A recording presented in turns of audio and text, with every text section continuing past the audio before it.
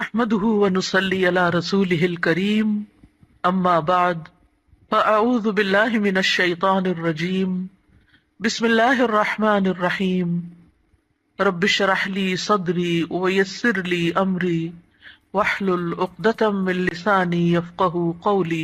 اللہ تعالیٰ نے انسان کو جن بڑی بڑی نعمتوں سے نوازا ہے ان میں سے ایک نعمت اولاد کی نعمت ہے۔ قرآن حکیم میں اولاد کی ولادت کا ذکر ایک خوشخبری کے طور پر کیا گیا ہے۔ ارشاد باری تعالیٰ ہے، یا زکریا انا نبشرک بغلام اسمہ یحییٰ لم نجعل لہ من قبل سمیا۔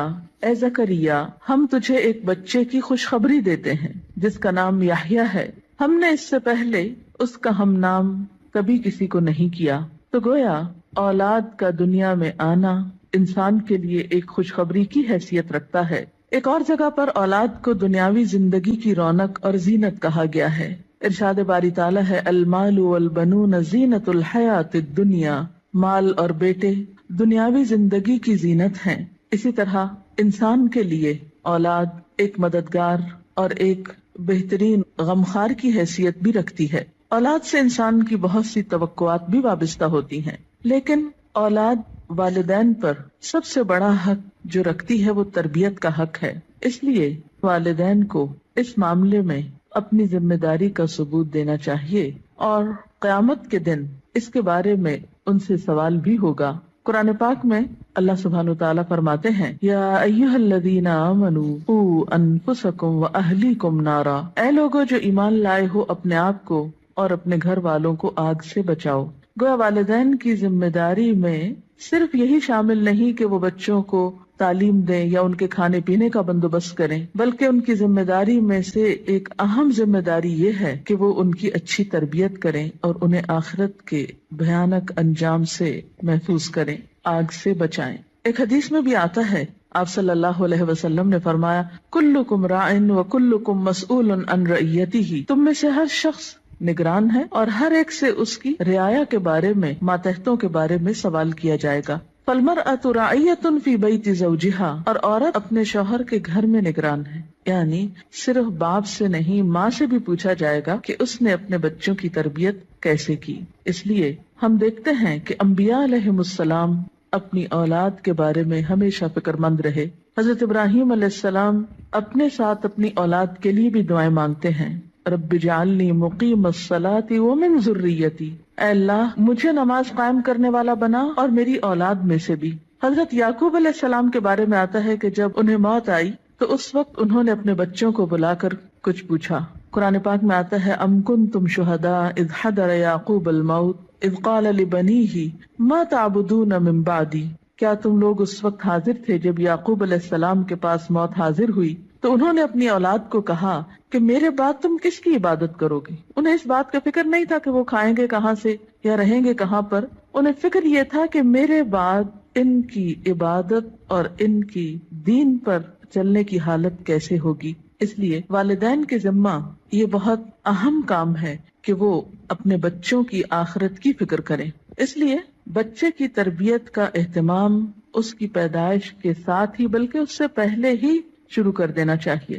بچہ جب ماں کے پیٹ میں ہوتا ہے تو اس وقت وہ ماں کے خیالات اور ماں کی عادات سے متاثر ہو رہا ہوتا ہے۔ اس موقع پر والدین کو خاص طور پر نیک اولاد کے لیے دعا کرنی چاہیے، جیسا کہ قرآن پاک میں آتا ہے، رب ہب لی من لدنک ذریۃ طیبہ، اے میرے رب مجھے اپنے پاس سے پاکیزہ اولاد عطا کر۔ پھر اسی طرح بچے کی پیدائش پر خواہ وہ لڑکی ہو یا لڑکا، خوشی کا اظہار کرنا چاہیے، اللہ تعالیٰ کا شکر ادا کرنا چاہیے، اس نعمت کو اچھی طرح قبول کرنا چاہیے تاکہ پھر اس کی صحیح طور پر قدردانی ہو سکے۔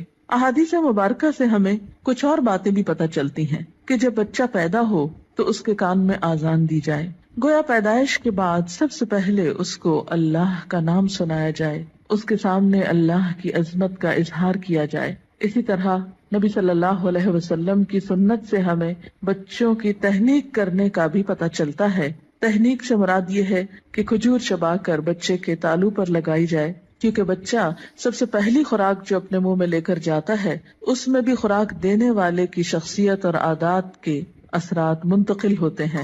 صحیح بخاری میں ابو موسیٰ اشعری روایت کرتے ہیں کہ میرے ہاں ایک بچہ پیدا ہوا میں اس کو لے کر نبی صلی اللہ علیہ وسلم کی خدمت میں حاضر ہوا. آپ نے اس کا نام ابراہیم رکھا. ایک کھجور سے اس کی تہنیک کی اور اس کے لیے برکت کی دعا کی اور اسے میرے حوالے کر دیا. پھر اسی طرح بچے کا نام اچھا رکھنا چاہیے. نام ایسا ہو کہ جس کا مطلب بھی اچھا ہو، تاکہ بچہ جب پکارا جانے پر اپنا نام سنے تو وہ اچھے لفظ کو بار بار سنے. ایسا نام نہیں رکھنا چاہیے کہ جس کا پروننسیشن، تلفظ یا معنی اچھا نہ ہو. اسی طرح نومولود یعنی نئے نوزائیدہ بچے کے بارے میں یہ حکم بھی دیا گیا ہے کہ ان کے ولادت کے 7ویں دن ان کے بال منڈائے جائیں. بعض حکماء نے اس کی یا اطباء نے اس کی حکمت یہ بیان کی ہے کہ سر مڑنے سے سر کے مسامات کھلتے ہیں، نگاہ، سماعت اور سونگنے کی قوت کو فائدہ پہنچتا ہے. اسی طرح سنت میں ہمیں بچوں کا عقیقہ کرنے کے بارے میں بھی تعلیمات ملتی ہیں. عقیقہ کرنے میں ایک حکمت یہ ہے کہ انسان اپنے رشتہ داروں کو، غریبوں کو، ہمسایوں کو اس خوشی میں شریک کرتا ہے.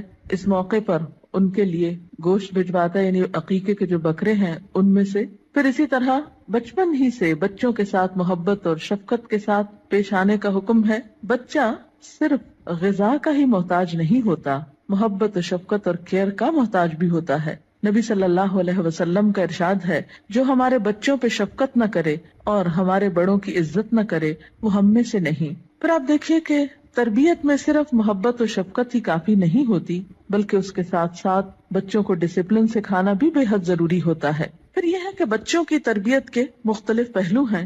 ان کی تربیت میں ان کی ایمانی تربیت، اخلاقی تربیت، جسمانی تربیت، عقلی تربیت، نفسیاتی تربیت،